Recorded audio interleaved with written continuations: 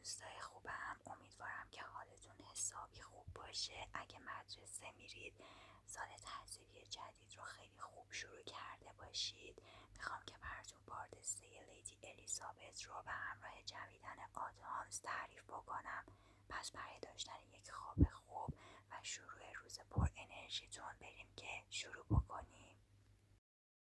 اولین خاطرات او از پدرش بود. پدر درشت هیکل و پر ابهت اون، شاه هنری هشتم. بی‌نظیرترین موجود عالم. بزرگترین تأسف او این بود که نمیتوانست پدرش را زیاد ببیند. موقعیت‌های نادری که او برای دیدار از الیزابت به هدفیلد می آمد، هیجان انگیزترین روزهای عمر او به شمار می رفت.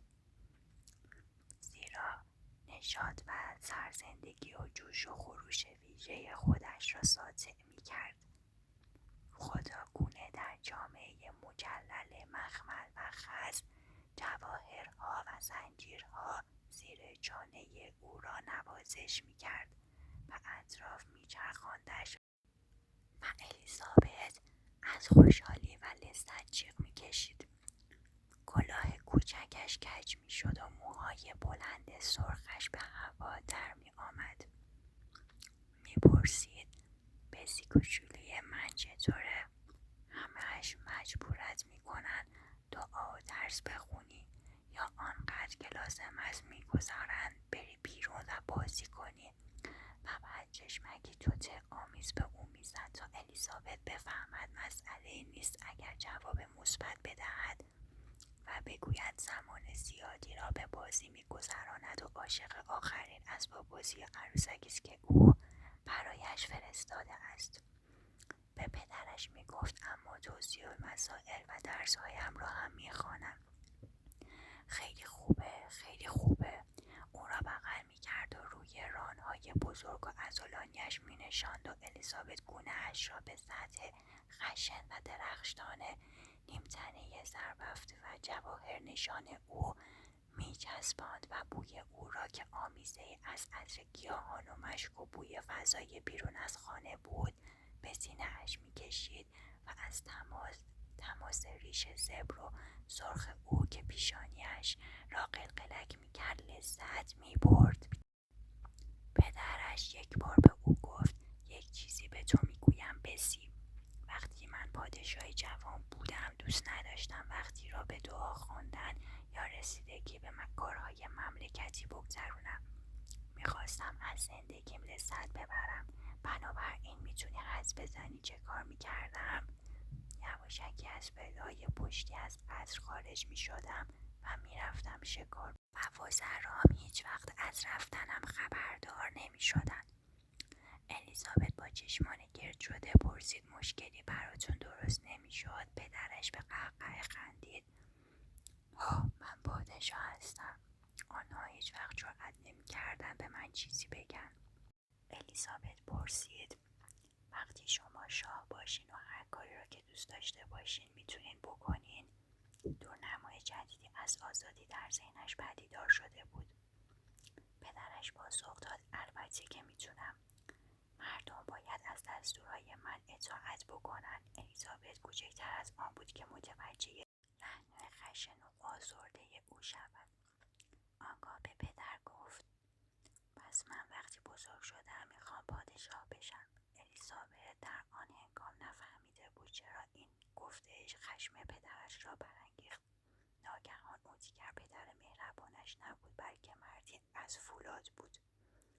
با چهره‌ای سرد و خشمی غیر قابل توصیه بدون کلامی حرف الیزابت را از خود جدا کرد و نه چندان ملایم بر زمینش گذاشت و تمام قد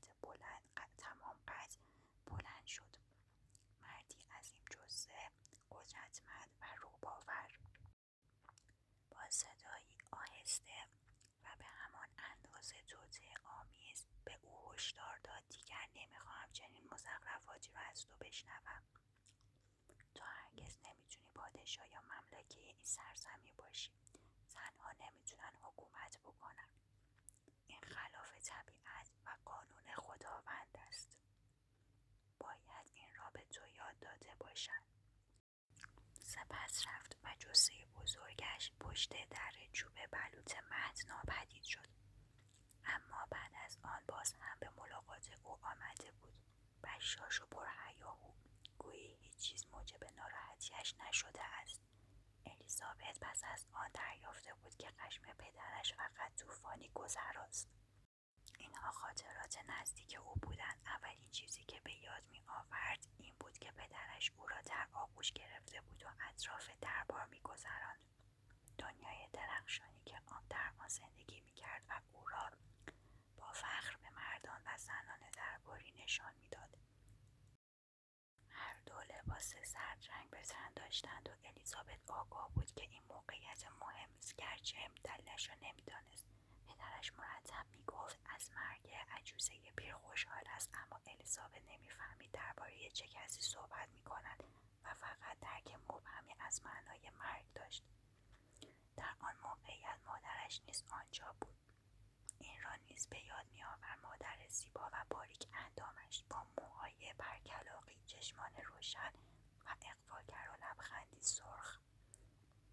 اما هنگامی که پادشاه الیزابت را در اتاق میچرخاند و درباریان را به تحسین او ترغیب میکرد، مادرش با دیگران صحبت میکرد. بسیار عجیب بود، اما الیزابت از کنار هم بودن پدر و مادرش خاطرات بسیار کمی داشت. معمولا آنها جداگانه برای دیدار او به هتفیلد می آمدند و الیزابت دریافته بود که پادشاه اغلب درگیر کارهای سلطنتی خودش است و به ندرت فراغت می یابد. مادرش ملکه آن بیشتر به دیدار او می آمد و به سگ‌های عزیز خود و هدایایی برای الیزابت نیز می آورد که بیشتر آنها لباسهای زیبا بودند.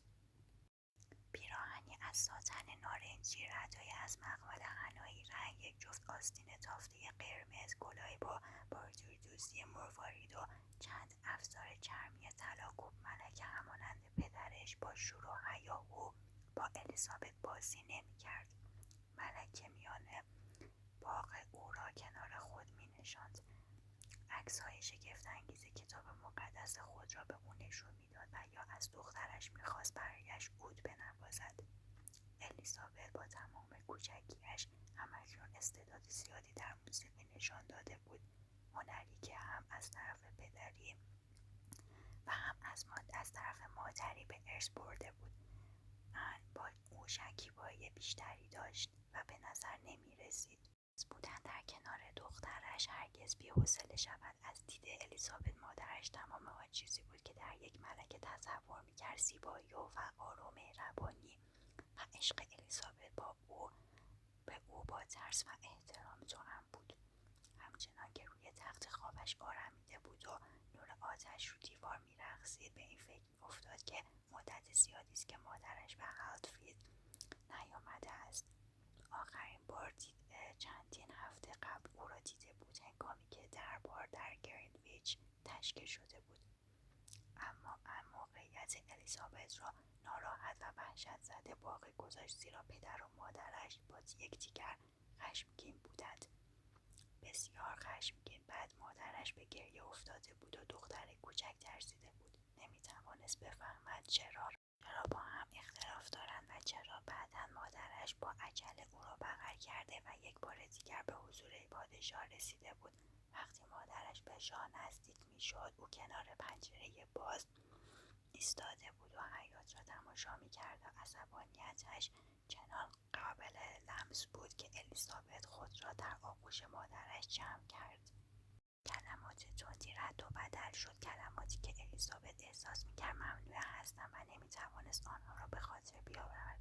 او دوست نداشت پدرش در میان عبارتهای بیمهر دیگر مادرش را جادوگر بنامد. جادوگرها کارهای بدی انجام میدادند، کارهایی که او هرگز نمیتوانست با مادرش مرتبط سازد و در عجب بود معنای هر سه چیز.